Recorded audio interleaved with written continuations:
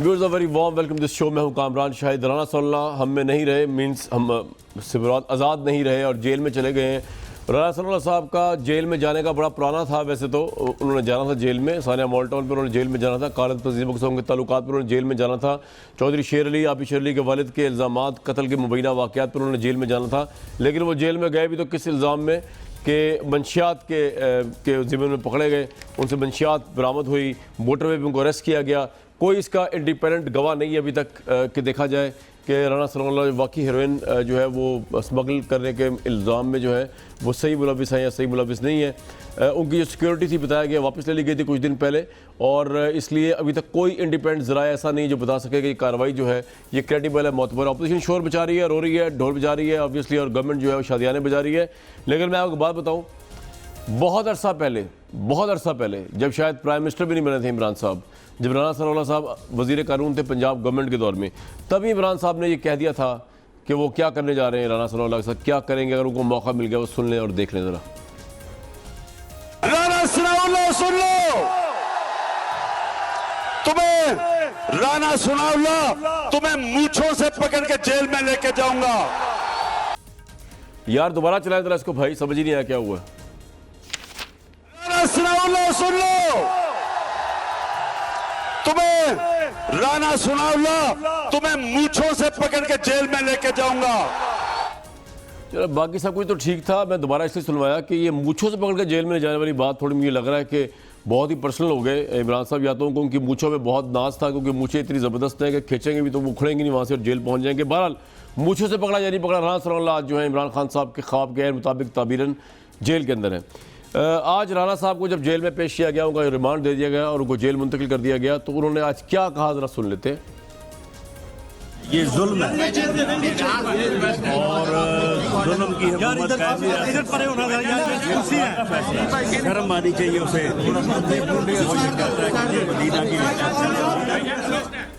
लो जी, Medina की रियासत का ताना दे दिया राना सनाउल्लाह साहब का लेटेस्ट तरीन। हमारे साथ वो मौजूद नहीं है, वरना कभी पैनल में आया करते थे, पैनल की शोभा बढ़ जाया करती थी, उनके जुमले बड़े गज़ब के हुआ करते थे। लेकिन आज वो हमें नहीं है आज़ादी के पॉइंट ऑफ व्यू से। आज उनकी बातें रह गई हैं जिसको हम डिस्कस करेंगे और गवर्नमेंट से जानने की कोशिश करेंगे कि वाकई उन्होंने ज़्यादती की है नहीं। लेकिन उससे पहले आज पूरी अपोजिशन ने वो कमाल यकजहती का मुजाहरा किया राना सनाउल्लाह साहब के साथ कि बहुत से लोगों की आंखों में जज्बात से आंसू आ गए कि ये होता है स्टैंड लेना। शहबाज शरीफ साहब ने क्या कहा, स्पेशल प्रेस कॉन्फ्रेंस करके वो सुनते हैं ज़रा। राना सनाउल्लाह को इमरान खान न्याजी बदतरीन होछे अदकंडे इख्तियार करने पर तुल गए और उनके खिलाफ झूठा इल्ज़ाम लगा दिया। ये इमरान खान न्याजी का बदतरीन जबर, जुल्म, ज़्यादती और नाइंसाफ़ी है। किसने मुखबरी की कि उनकी गाड़ी में 15 किलो मंशियात थी? खुद इमरान खान न्याजी उसका मुखबिर है। आप ये समझते हैं कि इससे हमारी आवाज़ दबा सकते हो तो बहुत बड़ी गलत फहमी है। इससे ज़्यादा झूठा और गलत बयानी करने वाला वज़ीर आज़म मैंने नहीं देखा, और बदकिस्मती से आपका अपर चेंबर खाली है। भूल जाएं कि आपकी इन फस्ताई हथकंडों से हम जो हैं वो डर जाएंगे और भाग जाएंगे। अगले आने वाले चंद महीनों में ये पाकिस्तान का कुछ नहीं छोड़ेगा, फिर हम हाथ मलते रह जाएंगे। अवाम के ऊपर अजाब बन चुका है। किसान दुश्मन, ये मरीज़ दुश्मन, ये तालिब इल्म दुश्मन, ये मजदूर दुश्मन, ये यतीम दुश्मन, ये बेवा दुश्मन। बेवा दुश्मन समझ नहीं आई बात, बाकी चले तो बातें समझ आ गई। लेकिन शहबाज शरीफ साहब ने कहा ना इससे ज़्यादा ये नहीं देखा, यही गुफ्तगू वैसे आप लोग सीरियसली ना लें की बात को।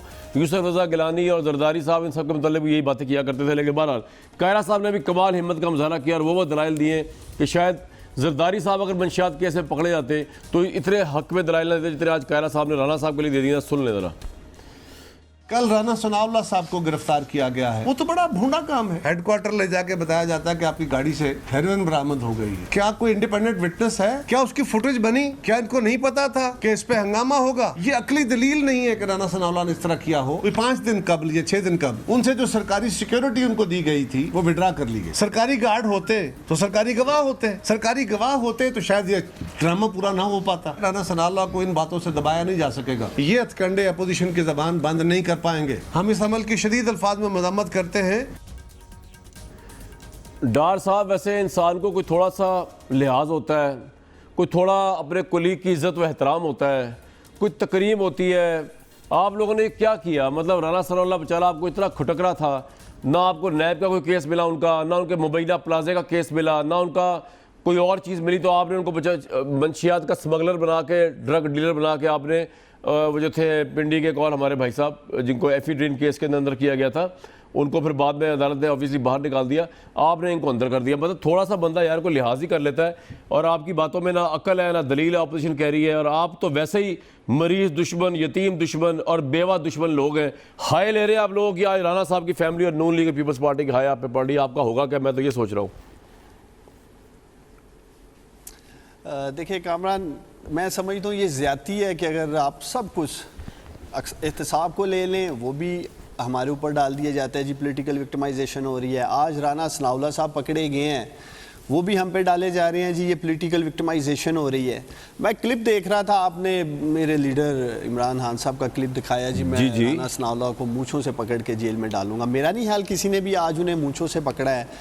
और भाई अब कहने का मतलब ये है कि वो तो उन्होंने सिंबॉलिक बात की थी ना, इमरान साहब ने मूंछों से पकड़ूंगा, अब आप क्या चाह रहे थे कि पुलिस उनको मूंछों से पकड़ दिया? आज हद हो गई, मूंछों से पकड़ के डाल दिया। मतलब आपको अफसोस ये हो रहा है कि मूंछों से क्यों नहीं पकड़ा? दूसरी बात जो मैं असल बात पे आना चाहता हूँ। अगर राना सनाउल्लाह साहब के किरदार पे हमने बात करनी है, तो वो सारी गवाहियाँ तो मुस्लिम लीग नून के कैंप से आपको मिल रही हैं। अगर हम 90 की दहाई में चले जाएं, तो पहली FIR राना सनाउल्लाह पे नाजेबा अल्फाज इस्तेमाल करने पर PMLN की खवातीन के खिलाफ इन्होंने रजिस्टर की थी, PMLN नहीं। आप खुद फरमा रहे हैं, आबद शेर अली और उनके वालिद चौधरी शेर अली ने कहा 1 दर्जन से ज्यादा कत्ल किए हैं, कुल अदम तंजीमों के साथ इसके रवाबत है, ये आतंकवादी है। तो ये तो खुद PMLN वाले कह रहे हैं, हमने क्या कहना है? डॉक्टर साहब मैं तो ये सोच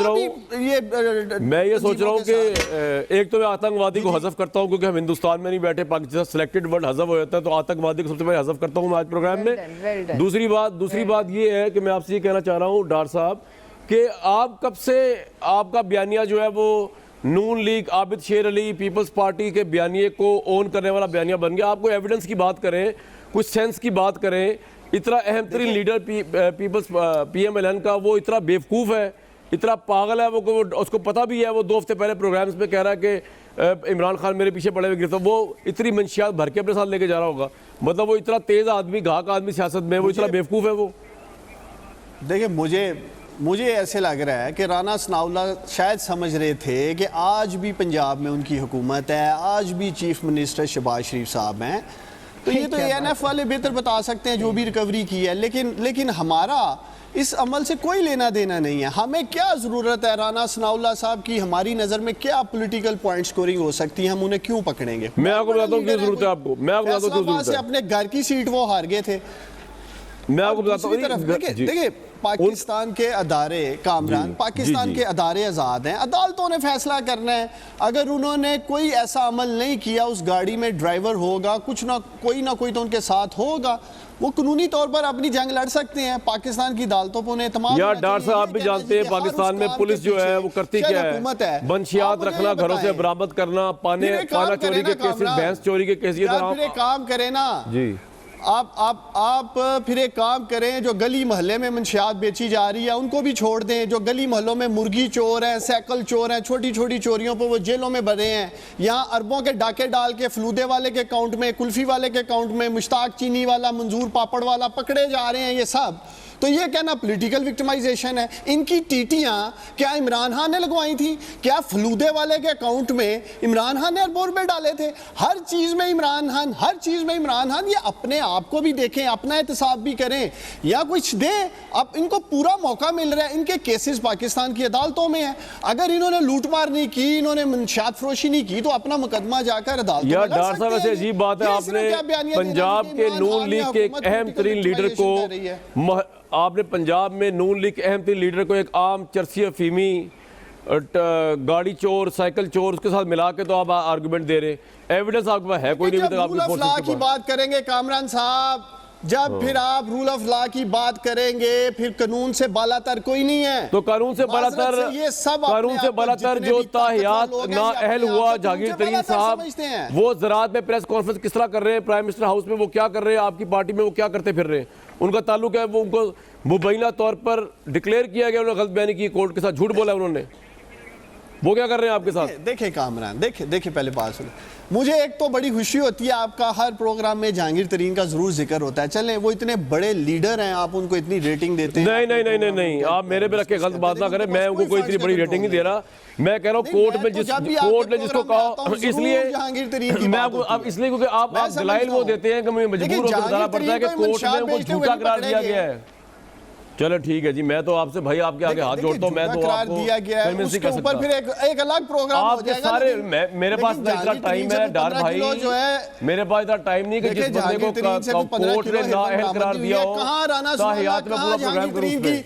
लेजिटिमेट पैसा लीगल तरीके से जो बावर्ची के नाम पे था, ड्राइवर के नाम पे था, जो गार्डनर के नाम पे था, जो ऑफशोर कंपनी थी जिसमें उन्होंने कोर्ट से झूठ बोला। देखें बिल्कुल ठीक, देखें जहांगीर खान तरीन पे एक अलग प्रोग्राम कर लेंगे कामरान, कोई मसला नहीं है, उसमें भी प्रोग्राम। मुझे इतना टाइम नहीं है सर कि मैं जहांगीर तरीन के ऊपर करूं। आपने बात की है तो मैंने बात की है, छोड़े सर, मेरे पास टाइम थोड़ी है इतना कि मैं जहांगीर तरीन साहब पे करूं। पाकिस्तान के मसले बहुत बड़े बड़े हैं, लेकिन मैं आगे चलूंगा। एग्रीव पार्टी है जी, जुबैर साहब सबसे पहले, फिर मैं परवेशा साहिबा के पास भी आऊँगा। दोनों को वार्म वेलकम। जुबैर साहब, इसलिए आपके साथ ये हो रहा है क्योंकि मैं आपको दिखाता हूँ इमरान साहब ने क्या कहा कुछ दिन पहले। सुनवाएं जी इमरान साहब की बात।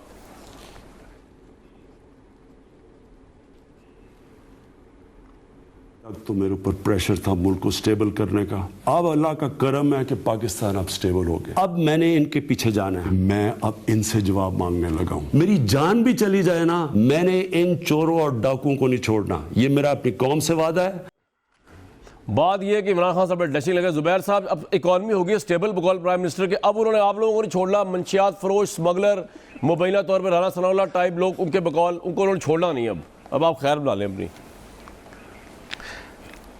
दो चीज़ें हैं, एक तो Imran Khan has lost balance completely. कोई शख्स पाकिस्तान में कोई भी या बाहर का आपको इंडिपेंडेंट ले कि जो ये कह सके कि जी इकॉनमी स्टेबल हो गई है, ये किस दिन से स्टेबल हुई है? मुझे ना फाइनेंस मिनिस्टर कह रहे हैं ना कोई और कह रहे हैं कि जी इकॉनमी अब स्टेबल हो चुकी है। मतलब कौन सा इदारा स्टेबल हुआ है? जरा मुल्क का प्राइम मिनिस्टर कह रहा है, माने आप इस बात को? तमाम मैं कह रहा हूँ प्राइम मिनिस्टर को थोड़ा सा अपना टेस्ट करवाना चाहिए।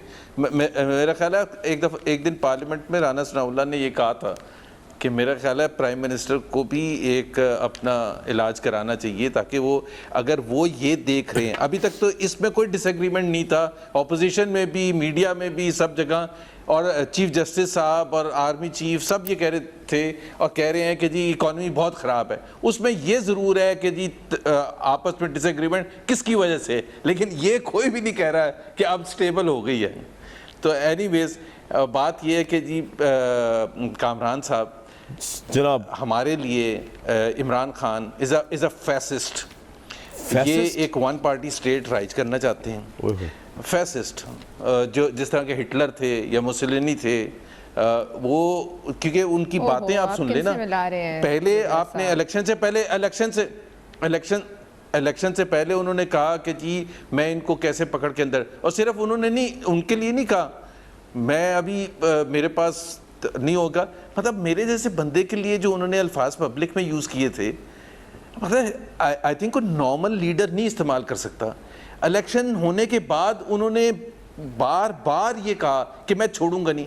भाई आपके पास, आप एक एग्जीक्यूटिव अथॉरिटी हैं, आप पाकिस्तान के बादशाह नहीं हैं, आप किस कानून के तहत ये बार बार ये कहते हैं कि मैं छोड़ूंगा नहीं? मुझे ये सिर्फ कानून बता देना, कौन सा कानून है? तो फिर जब कोई चीज़ होती है तो इसलिए हम उंगलियां इमरान खान की तरफ उठाते हैं क्योंकि वो इजहार भी करते हैं, हमें 100% यकीन भी है कि वो चाहते क्या हैं। वो कहते हैं मैं छोड़ूंगा नहीं, इन सबको अंदर बंद करूंगा, और फिर जब अंदर बंद कोई होता है और हम कहते हैं ये इमरान ने किया, तो ये कहते हैं इमरान का क्या ताल्लुक है? तो फिर अपने वजीर आजम को जाके, जनाब प्राइम मिनिस्टर ने कहा ये गिरफ्तारी सियासी नहीं कानूनी मामला है, हुकूमत का कोई लेना देना नहीं और कोई भी कानून से बरातर नहीं। और रियासत मदीना में ऐसे होता है, अब एक ज़माना था राना साहब ने साना मॉल टाउन किया, कोई पकड़ने वाला नहीं था, कोई FIR काटने वाला नहीं था, अब वो ज़माना नहीं रहा। जुबैर भाई, मेरे दोस्त, अब ऐसा नहीं होगा। अब अगर किसी के पास मंशियात पकड़ी जाएगी वो सीधा अंदर जाएगा, दैट्स इट। तो भाई हम तो इनकार कर ही नहीं रहे कि अगर मंशियात पकड़ी जाएगी फिर आपको थोड़ा सा मैं तो सिर्फ ये कह रहा हूँ कि वज़ीर आज़म को एहतियात बरतनी चाहिए। पहली चीज़ ये है कि ही इज़ नॉट रिस्पॉन्सिबल पकड़ दकड़ के लिए, उनको कोई स्टेट ने कोई ये अथॉरिटी नहीं दी है। दूसरी बात ये है कि ये अपना ऑब्सेशन ना बनाए, अपना ऑब्सेशन बनाए अवाम की खिदमत करना और मईशत को ठीक करना। जिस चीज़ के लिए आपको वहाँ बिठाया गया है, जिसने भी बिठाया है वहाँ बिठाया गया है, सेलेक्टेड है, वो तो हम बार बार कहते हैं, उसका जो भी अल्फाज उसके लिए इस्तेमाल कर लें, उस पर तो फोकस करें।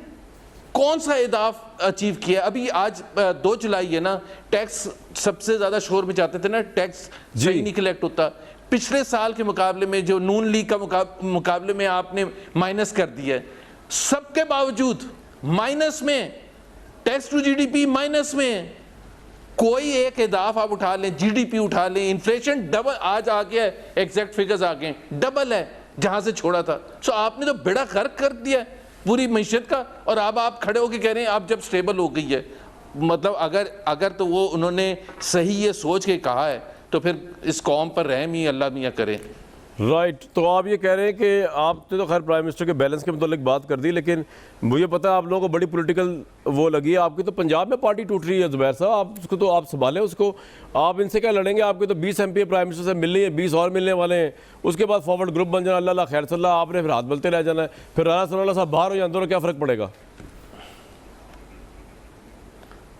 नहीं, फ़र्क तो पड़ता है, जाहिर सी बात है। कौन चाहता है कि जी गलत इल्ज़ामात पर किसी को अंदर बंद किया जाए?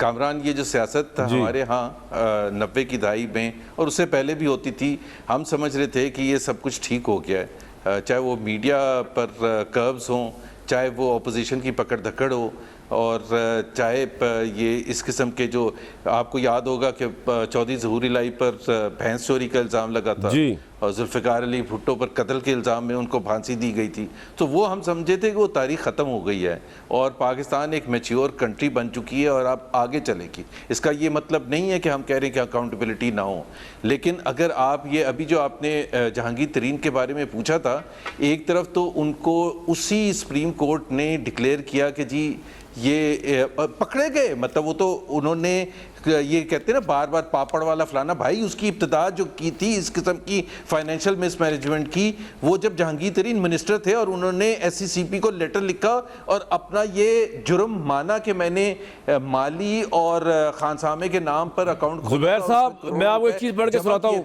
जुबैर साहब एक मिनट, जहांगीर तरीन साहब की नाअहली का फैसला मेरे सामने है, मैं इसलिए पढ़ के दोबारा सुनाऊंगा कि डार साहब मैं हैरान हूँ। चले बाकी बातें तो वो सही करते हैं, गलत करते हैं, लेकिन आंखों देखे भी इंसान जो है वो मक्खी निकल सकता है। मैं तो इस पर हैरान हूँ, इतने वो माशाल्लाह बाशऊर MNA मेरे बड़े फेवरेट बंदे हैं, लेकिन मैं हैरान हूँ कि उनको सुप्रीम कोर्ट का इतना बड़ा फैसला नज़र नहीं आता। फिर मुझे वो कहते हैं कि जी आपको जहांगीर तरीन से कोई दुश्मनी है। मुझे उनसे क्या दुश्मनी होनी यार, अल्लाह उनको और पैसे थे भाई, लेकिन जो कोर्ट ने फैसला लिखा है हमें उन पर भी, उस पर भी, उसकी वजह से भी शर्मिंदगी बड़ी तरीन साहब पे। सुने ज़रा डार साहब और पूरी पाकिस्तानी कौम को, सुप्रीम कोर्ट ने लिखा है कि जहांगीर तरीन को ईमानदार करार दिया नहीं जा सकता, उन्हें आर्टिकल 62(1)(f) के तहत नाअहल करार दिया जाता है। उन्होंने इनसाइड ट्रेडिंग के हवाले से एतराफ़ जुर्म किया और तकरीबन 7 करोड़ 80 लाख का मुनाफा जुर्माने की रकम के साथ एक्सचेंज कमीशन को अदा किया।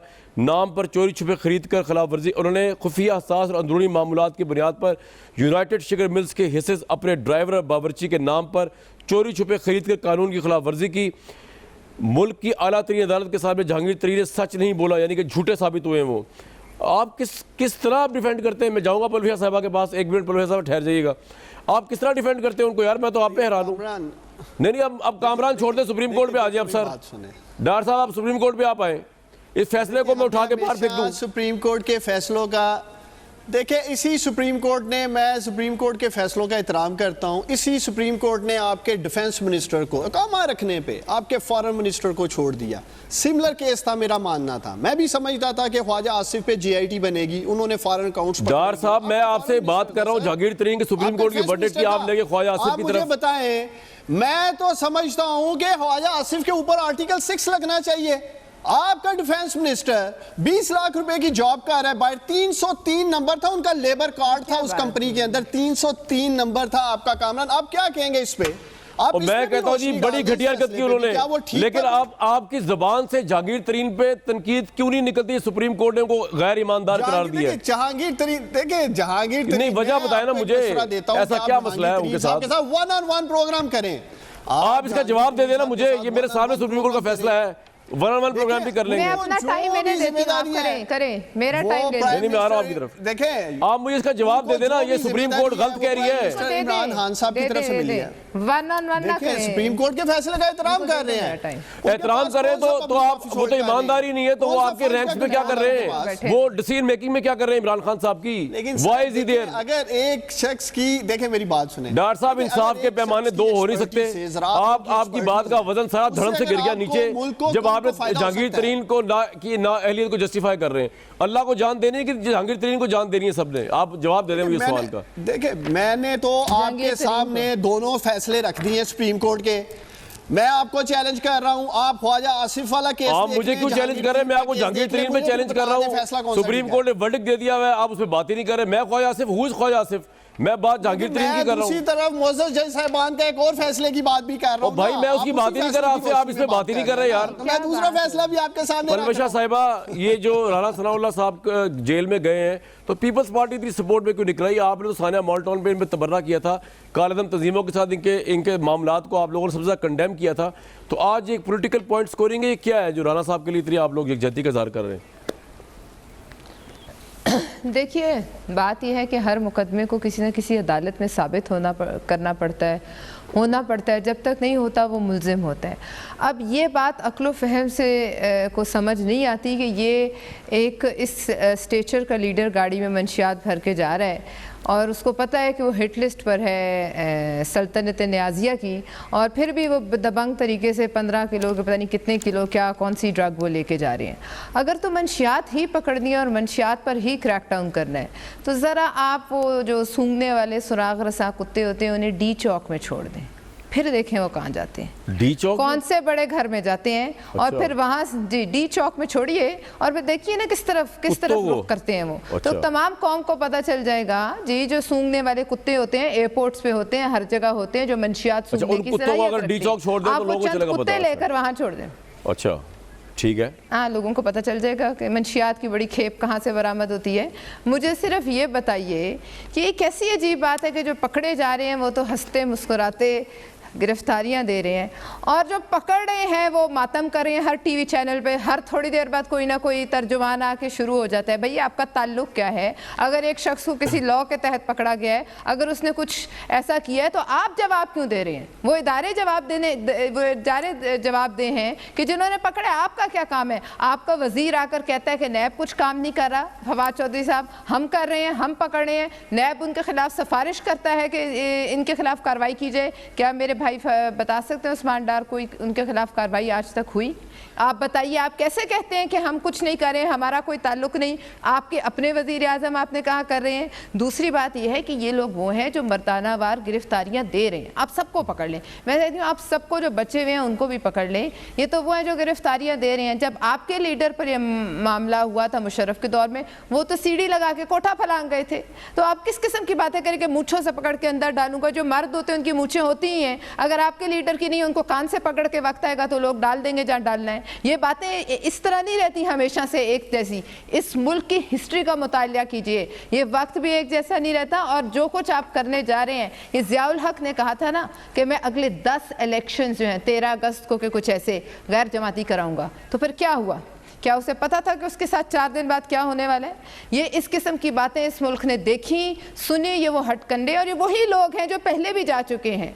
जो नहीं गए आज तक वो आप हैं। और आप फलूदा, कुल्फ़ी, पता नहीं पापड़, अरे भाई आसिफ अली जरदारी आता है टीवी पे तो आप उसको ऑफ एयर कर देते क्योंकि अबराज ग्रुप का आपका स्कैंडल आ रहा है। वो तो सारे कुल्फे पापड़ फलूदे खा जाएगा जितना बड़ा स्कैंडल है। आप मुझे ये बताइए कि इस मुल्क में एहसानुल्लाह एहसान आ सकता है, कई बच्चों का कातिल सौलत मिर्जा डेथ सेल से हमें मुखातिब कर सकता है। इस मुल्क में हर ये जहांगीर तरीन जिनको नाअहल करा दिए गए, ये बैठ के पॉलिसी मेकिंग कर सकते हैं। लेकिन एक साबिक सदर, एक MNA, एक बड़ी पार्टी का सरबराह, एक साबिका वज़ीर आज़म का शोहर जो इस मुल्क के आर्म्ड फोर्सेस के सुप्रीम कमांडर रह चुके हैं, वो शख्सियत, वो बोले तो आप उसको ऑफ एयर कर देते हैं, क्योंकि एक शेर को आप पिंजरे में डाले रखे ना, वो उसकी धाड़ से बाहर के 100 कुत्ते वो एक धाड़ से पछाड़े जाते हैं, इसलिए आप आवाज बंद करते हैं। लेकिन आप कितना करेंगे? मैं बिल्कुल एक शेर की एक धाड़ से 100 कुत्ते, पिंजरे में शेर कैद हो तो वो उनको पूरा पड़ता है, मैं आपको ये बता रही हूँ। और दूसरी बात ये है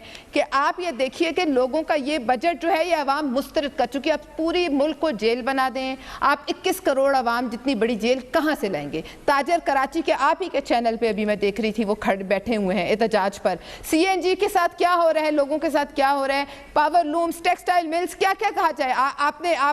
आपको शायद मैंने जिक्र भी किया था वो फुटेज जहाँ एक रिक्शे वाला अपना रिक्शा चला रहा है और वो कह रहा है कि मैं रिक्शे के बाद अपने आप को आग लगाऊंगा। आप ये याद कीजिए कि अरब स्प्रिंग में अरब में एक ठेले वाले ने अपने आप को आग लगाई थी और उसके बाद पूरा अरब जल गया था। और वो कज़ाफ़ी जो कई दहाइयों से उस मुल्क पे काबिज था, वो कज़ाफ़ी जिसने शायद उस दौरान कोई अच्छे काम भी क्यों गए, उससे लोगों ने पकड़ के किस तरह इबरत का निशान बनाया। आप तो है ही क्या। मैं तो ज़ुबैर साहब से इख्तलाफ करती हूँ बसद एहतराम के। हिटलर और मुसोलिनी वो अपनी जिद्दोजहद पे बने थे, चाहे वो डिक्टेटर बने थे या जो भी बने थे। ये क्या कर रहे हैं? तो किसी के कंधे पे चढ़ के बंदूकें चला रहे हैं। ये कौन सी बहुत बड़ी बहादुरी है? आप खुद आए, आप छोड़ दें। आप हर बात में क्यों कहते हैं फलाना मेरे पीछे है, फलाना मेरे साथ है? क्या जरूरत है आपका मैं इमरान खान हूं, मैं कर रहा हूं, मैं अकेला कर रहा हूं? ये कहने की आप में हिम्मत नहीं है।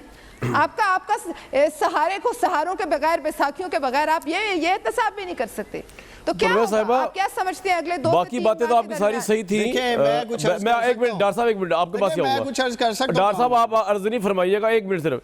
परवेज साहब बाकी बातें आपकी सारी सही थी, ये भी चलो ठीक है। आपने कहा शेर अगर पिंजरे के अंदर हो तो धाड़ मारता है तो 100 कुत्ते जो है डर जाते हैं। लेकिन ये जो आपने कहा ना डी चौक पे सुराग के साथ कुत्तों को छोड़ा जाए तो वो निशानदेही करेंगे कि ड्रग की बड़े बड़े जो है वो प्रोडक्शन हाउसेस कहाँ पे हैं। तो ये आपकी बात में समझ नहीं आई। डॉक्टर साहब आपको समझ आया ये कुत्ते अगर सुराग के साथ तो आप लोगों की कस्टडी में आजकल है, क्योंकि FIA भी आपके अंडर है। छोड़ देना, अगर नहीं होंगे तो नजर आ जाएगा सामने। डी चौक पे कह रहे कुत्तों को छोड़ दे तो हो सकता है आपको राणा सनाउल्लाह साहब से बड़े ड्रग्स स्मगलर मिल जाए। जी डॉक्टर साहब देखिए, कौम का भला हो जाएगा। बता सकती है, इनको पता होगा कहाँ इस्लामाबाद में ऐसी ड्रग्स बिकती हैं, शायद पलविशा को पता होगा, इसलिए इन्होंने कहा वहाँ छोड़े जाए। लेकिन मैं एक जवाब देना चाहता हूँ। नहीं, इस्तेमाल होती है, पूरे पाकिस्तान को की बात की है, पूरे पाकिस्तान को। चले सुन लें पलविशा, अब सुन लें जरा और लिख भी लें। वाहिद लीडर है इस वक्त इमरान खान इस मुल्क में जिसने 22 साल स्ट्रगल किया है अगेंस्ट करप्शन। 22 साल की जद्दोजहद के बाद वो इस मुल्क के वजीर आजम बने। और आप कह रहे हैं जी हिटलर से ना करें, मुर्सी से ना करें। आपके चेयरमैन बिलावल की तरह जेली विल लेके पर्ची के ऊपर चेयरमैन नहीं बैठे। आप मुझे बताएं ना बिलावल जरदारी की क्या पॉलिटिकल स्ट्रगल है ना। आप बताएं, कौम सुन रही है। मेरे लीडर की 22 साल स्ट्रगल कौम के सामने है। बिलावल जरदारी जिसको आप अपना लीडर मानती है उसकी क्या स्ट्रगल है?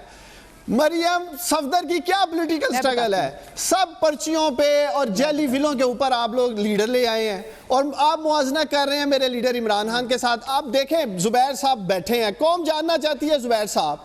आपके इंटीरियर मिनिस्टर चौधरी निसार अली खान ने कहा कि एक ही अकाउंट से अयान अली और बिलावल जरदारी का अकाउंट ऑपरेट होता था, बाहर के टूर फिक्स होते थे, सदके के बकरे, सारी पार्टीज जो कुछ हो रहा था। क्या चौधरी निसार अली खान झूठ बोलते थे?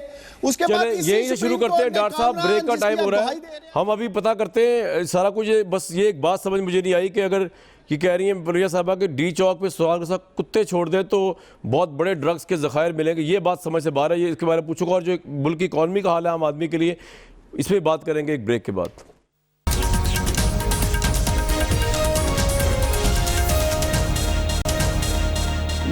लीजिए, वफाकी इदारा शुमारियात की रिपोर्ट मेरे सामने मौजूद है और उसके अंदर पता चला कि सोने की कीमत से लेकर तालीमी अखराजात से लेकर तमाम चीज़ों पर जा चुकी हैं। चीनी की कीमत, CNG की कीमत, दाल से लेकर आगे तक सब ऊपर जा चुके हैं। और ये तमाम चीज़ें इस के नतीजे में जो है ऑब्वियसली हमने देखा कि फैसलाबाद में सेल्स टैक्स के तरीक़ेकार तब्दीली में एहतजाज हुआ। CNG कीमत के खिलाफ कराची ट्रांसपोर्टर्स का हड़ताल का ऐलान हुआ। लेकिन तमाम चीज़ें ऑब्वियसली अभी अरबों का सूद है नवाज शरीफ दौर के कर्ज़ों का, इसलिए भी मौजूदा गवर्नमेंट को ये प्रेशर बर्दाश्त करना पड़ रहा है और उन्होंने नए कर्जे भी इस वजह से लिए हैं। तो ज़ुबैर साहब, ये तमाम चीज़ें अपनी जगह पे मौजूद हैं, लेकिन ये तमाम बर्डन आपकी गवर्नमेंट का भी जो इन पे आया है और ऑब्वियसली इससे निकलने में कोई टाइम तो लगेगा, तो अब आवाम को ये बताना भी ज़रूरी होता है। तो मैं इसे साथ साथ आता रहता हूँ, ये अपनी राना सनाउल्लाह साहब अगर अपनी जगह पे, लेकिन आपको हुकूमत का साथ देना चाहिए अभी और इस इकोनॉमिक बहरान से पूरी कौम को निकालना चाहिए मिल के। एक तो ये झूठ बोलते हैं बिल्कुल, मैं इस किस्म के अल्फाज इस्तेमाल करते हुए थोड़ा सा मुझे अच्छा नहीं लगता, बट मैं ये कहूँगा ये जान बूझ के झूठ बोलते हैं इमरान खान ख़ास तौर पर और पूरी इनकी टीम कि जी इन्होंने इस मुश्किल में फंसा दिया। पहली बात तो ये कामरान शाहिद पाकिस्तान के दुनिया की तारीख में किसी को भी क्लीन स्लेट नहीं मिलता। इकोनॉमिक चैलेंजेस हर हुकूमत को मिलते हैं और जो पॉलिटिकल पार्टी इलेक्शन में जाती है और सियासी जदोजहद करती है उसको पता होता है। और यही तो इमरान खान साहब कहते थे कि मैं आके सब कुछ ठीक करूँगा, वो और क्या और किस बात पर शोर में चाहते थे? इसी बात तो अभी टाइम तो दे उनको, 9 महीने हुए सिर्फ, आप लोगों ने 20 साल हुकूमत की है भाई सर जी। टाइम पहली तो बात ये है कि चीज़ें जहाँ थीं उससे ख़राब हुई हैं या अच्छी हुई हैं या रुक गई हैं। इतनी ख़राब हुई हैं। अब कर्ज़ों की बात आप कर रहे हैं, भाई कर्ज़े हमने भी लिए थे और आपने इल्ज़ाम लगाया कि इन्होंने बड़े कर्ज़े लिए थे। हमने 10,500 अरब लिए थे 5 साल में, आपने 5,000 अरब 1 साल में ले लिया और झूठ ये बोलते हैं कि हमने इनके कर्ज़े देने के लिए अपने कर्ज़े लिए थे। और भाई 1500 अरब रुपए आपने पिछले साल, ये जो फिस्कल ईयर अभी ख़त्म हुए उसमें 1500 दिए, अगले साल 2900 आपने अपनी हरकतों की वजह से रखे। डीवैल्यू हमने फैसला नहीं किया था, डिस्काउंट रेट बढ़ाने का हमने नहीं किया था। सो 1400 अरब जो बढ़े हैं वो आपके फैसलों की वजह से बढ़े हैं, हमारे फैसलों की वजह से नहीं बढ़े। एक तरफ तो आप कहते हैं कि जी हमने ये, दूसरी बात ये है कि चीनी का आपने जिक्र किया था और मैं इनके जो हरदिल अजीज़ रहनुमा हैं, जो फॉर्मर फाइनेंस मिनिस्टर हैं, जिनके साथ जुल्म किया है इमरान खान साहब ने, असद उमर की पार्लियामेंट की स्पीच सुन लें बजट पर। उन्होंने कहा कि चीनी पर जो सेल्स टैक्स लगाया ये जुल्म है क्योंकि ये चीनी इस्तेमाल करता है आम पाकिस्तानी, गरीब पाकिस्तानी। लेकिन सिर्फ उन्होंने ये नहीं कहा, उन्होंने कहा सेल्स टैक्स वापस भी लिया जाए जो वापस नहीं लिया गया और इसकी इन्वेस्टिगेशन होनी चाहिए कि ये क्या हुआ है, इसके पीछे इन्वेस्टिगेशन। उन्होंने क्यों कहा है? इसलिए कहा है कि जहांगीर तरीन ने होर्डिंग करके रखी हुई थी क्योंकि उन्होंने लगवाया था सेल्स टैक्स, उनको पता था कि क्या होने वाला है। Billions and billions of rupees उन्होंने एक झटके में कमा लिए, इसलिए ये तो इल्जाम है ना। कभी आपने देखा है कामरान?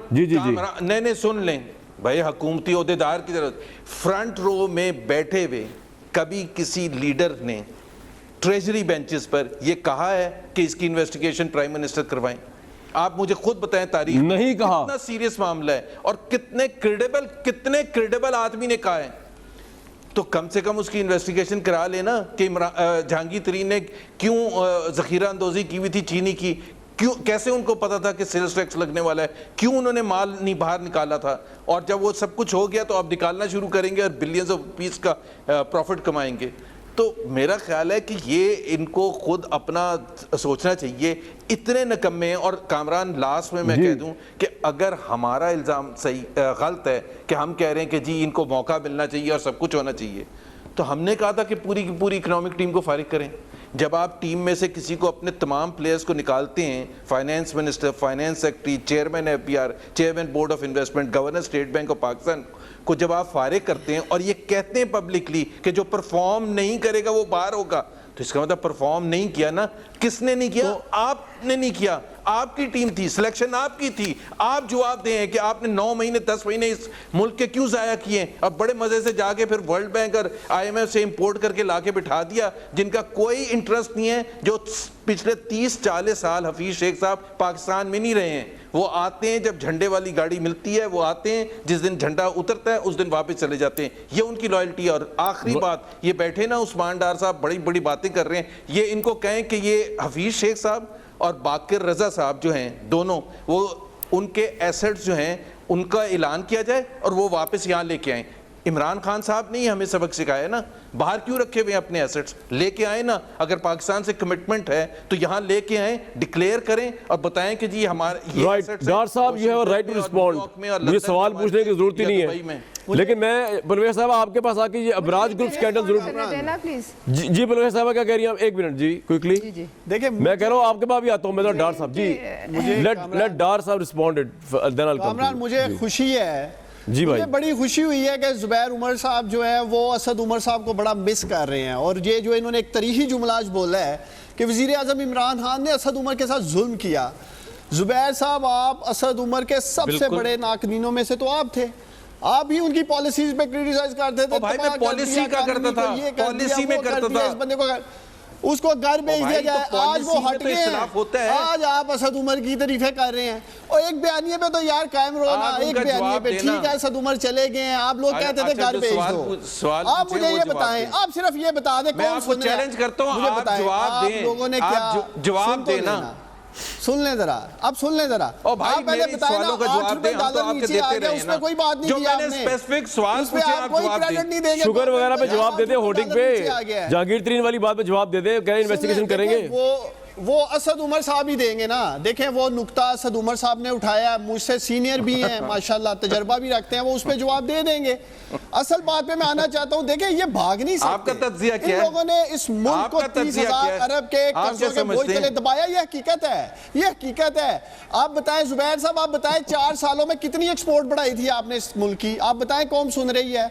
1300 अरब का गर्दिशी कर्जा छोड़ा था जो कभी आपने कर्जों में दिखाया ही नहीं है। पब्लिक सेक्टर की, मुझे एक बात बताएं, उस्मान दार साहब, चाहती है GHPL, government holding public limited, Ishaq Dar ने बनाई क्यों थी?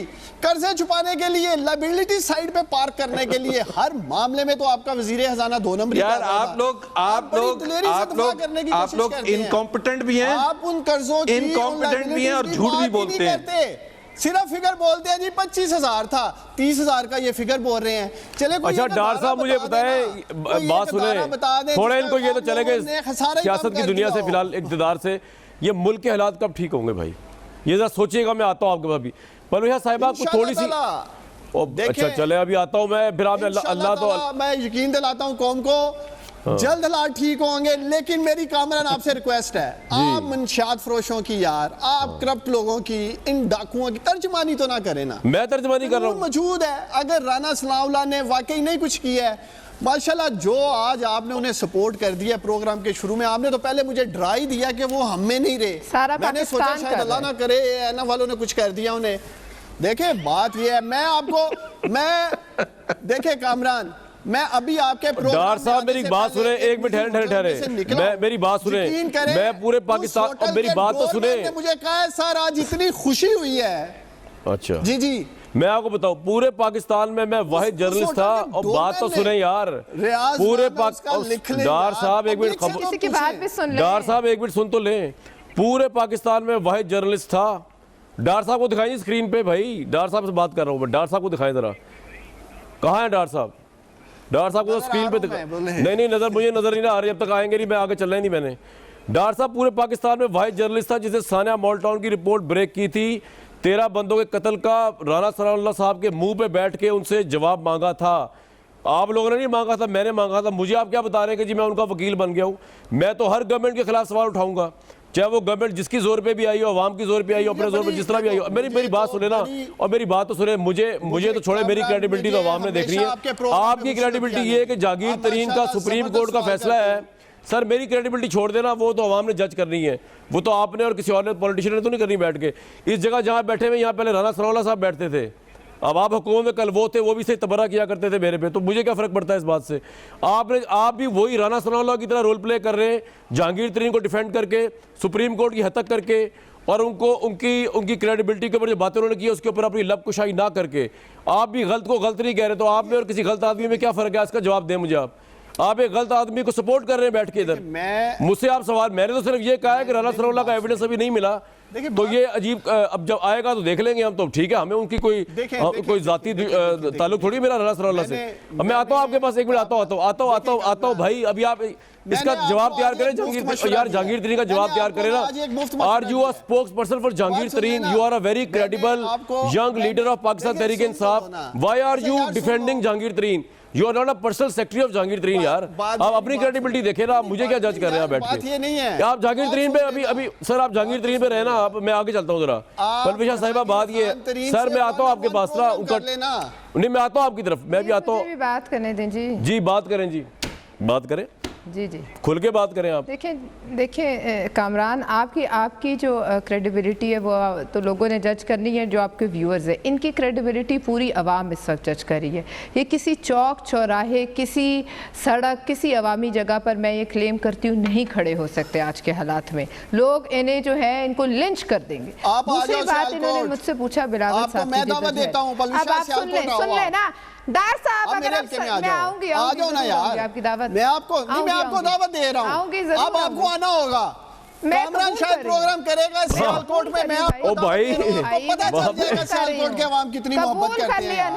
चले जी, मुबारक हो, डार साहब की दावत कबूल हो गई, मुबारक हो। और डार साहब, मैंने वहाँ आया ना, अगर सियालकोट की आवाम ने आपके खिलाफ कुछ बोल रहा, आपने फिर कह रहे हैं डिस्क्रेडिट हो गया हूँ मैं, तो मुझे तो नहीं बुलाए, इनको बुला लें आप सिर्फ। जी पलविशा साहिबा, और साथ पीटीवी न्यूज के किसी एंकर को ले जाए साथ। आप आ जाओ जी पलविशा साहिबा, जी पलविशा साहिबा राइट टू रिस्पॉन्ड। जी अच्छा, ये जी 22 साल की, देखिए इन्होंने कहा बिलावल भुट्टो साहब की जिद्दोजहद पे इन्होंने सवाल उठाए कि उनकी क्या जिद्दोजहद है मेरे लीडर की। आप देखें, बेशक हिटलर से आपको गुस्सा चढ़ा, मैंने कहा हिटलर और मुसोलिनी से ना मिला, बेशक मिलाई, मोहम्मद शाह रंगीले से मिलाई, मुझे कोई फ़र्क नहीं पड़ता। बात यह कि बिलावल साहब और इमरान खान साहब की उम्र में ज़मीन और आसमान का फ़र्क है। जब वो इमरान खान साहब की उम्र को पहुँचेंगे तो उनकी 40 साल की जिद्दोजहद होगी। अब आ जाए 22 साल की जिद्दोजहद पे। अब ये कैसी जिद्दोजहद है 22 साल की कि उसके बाद एक भी तर्जुमान आपका इंडिजिनस यानी आपकी अपनी जमात का नजरियाती आपको नहीं मिल सका। एक भी फाइनेंस मिनिस्टर रियासत मदीना आपके ख्यालात के मुताबिक बनाने वाला आपको नहीं मिल सका। और जब टिकटें बांटने का मौका आया 22 साल बाद, तो भांत भांत के लोटों के अलावा, चोर डाकू जिनको आपने अपनी ज़बान से कहा, उनके अलावा आपके पास कोई नहीं था। तो ये 22 साल की, देखे गधा सारी ज़िंदगी जिद्दोजहद करता है, बोझ उठाता है, इधर से उधर जाता है, लेकिन उसका ये मतलब तो नहीं कि वो लीडर बन जाता है। और 22 साल टकरे मारते रहे और टकरे मारते रहे अगले 22 साल भी, उससे कौम का क्या भला होगा भाई। 22 साल की जिद्दोजहद का ये नतीजा है कि लोग अपने रिक्शों को, अपनी चीज़ों को आग लगा रहे हैं और कह रहे हैं हम अपने आप को आग लगाते हैं। आपका इमरान साहब वो क्लिप क्यों नहीं चलाते हैं? जी, मैं भी दिखाइए कि लोगों का क्या हाल है। ये आप पे भी फर्ज है, ये आप पे भी फर्ज है। और ये बात, मेरे पे तो बड़े फर्ज है, फ्रेंड्स आ गए आजकल इसको, हाँ आप दिखाइए, उसका जवाब इनसे लीजिए। इनसे कहिए आप सिर्फ अकबर एस बाबर के सवालात का जवाब दे दें, 18 फेक अकाउंट्स का जवाब दे दें, वो जो जलजला फंड आपने जमा किया था, आपने 500 घर बना दे, उसका जवाब दे दें। भाई सिर्फ अकबर एस बाबर के साथ आप एक बैठ के कर लें, उनका जवाब क्यों भागते हैं? वो तो आपके अपने पार्टी के लोग थे, वो तो आपके साथ जिद्दोजहद में शामिल थे, इनिशियल डेज की जिद्दोजहद में शामिल थे। उधर से आप भागते हैं और आप आते हैं दूसरों को फालूदा कुल्फा। वो क्या खुला हुआ है? क्यों कल जरदारी साहब की जबान बंद की गई? क्या खुला हुआ है अबराज का? वो कौन उसमें कंप्लेनेंट है उस मुल्क के? डार साहब जवाब दे दे, अबराज का क्या ये बार बार कह रही है पलविशा साहिबा? पलविशा साहिबा एक मिनट देके जरा। जी डार साहब, you have right to respond. Babar जो हैं, आप वो क्लिप तो चलाएं ना कामरान, जी अपोजिशन के, मैं अभी चलाता हूं ब्रेक के बाद, पहले जरा कंप्लीट कर ले डार साहब। जी डार साहब। बाबर, अच्छा सुन ले कामरान। जी भाई, अकबर एस बाबर जो इनके फ्रंट मैन है, जब इनकी हुकूमत थी, केसेस चल रहे थे, तब पकड़ लेते अगर कुछ ऐसी 2 नंबरी हुई थी। मैं बात ये कर रहा था, बात सुनो जरा आप पलविशा, कि आपने किस कैपेसिटी में बिलावल जरदारी को चेयरमैन मान लिया है? अभी तो उनकी स्ट्रगल ही नहीं है। मैं उसकी बात कर रहा हूं जो एक फेक वो विल लेके आए थे जी, चेयरमैन वो होंगे। एक पार्टी वर्कर के तौर पे काम करे ना, आपको चेयरपर्सन बना दे पार्टी का, आपकी पार्टी, मैं यकीन दिलाता हूं आपकी हिमायत बिलावल जरदारी से ज्यादा है पीपल्स पार्टी में, आपकी हिमायत ज्यादा है, आपकी ज्यादा है। अब दूसरी ये लोटे गैर पार्लिमानी लफ्ज है, मैं इसको प्रोग्राम में से जी मैं रूलिंग देता हूं। देखो ये तरीका हिस्सा एक पर्ची वाला चेयरमैन है आपका। भाई एक मिनट जनाब, एक मिनट। ये लोटे का लफ्ज जो है ये स्पंज होता है, ये कुत्तों का जो लफ्ज है ये भी एक्सपेंज होता है, रिपीट में से निकाल दिया जाएगा। ये प्लीज इस तरह के लफ्ज यूज ना करें, बड़ी तबीयत में गिरा गुजरा। और मैं ब्रेक लेता हूं।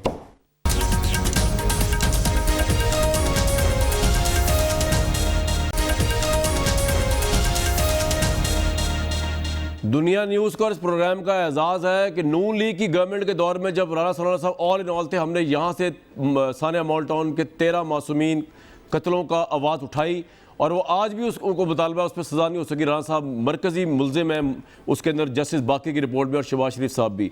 ये बात अपनी जगह पे है, लेकिन जहाँ जहाँ जुर्म होगा डार साहब की गवर्नमेंट का, वो भी उस तरह उठाते रहेंगे। राना साहब का उठाया हमने। अपना बहुत ख्याल रखिएगा, हमें दीजिए इजाज़त।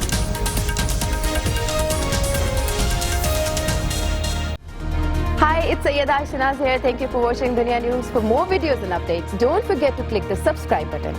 Keep watching Dunya News.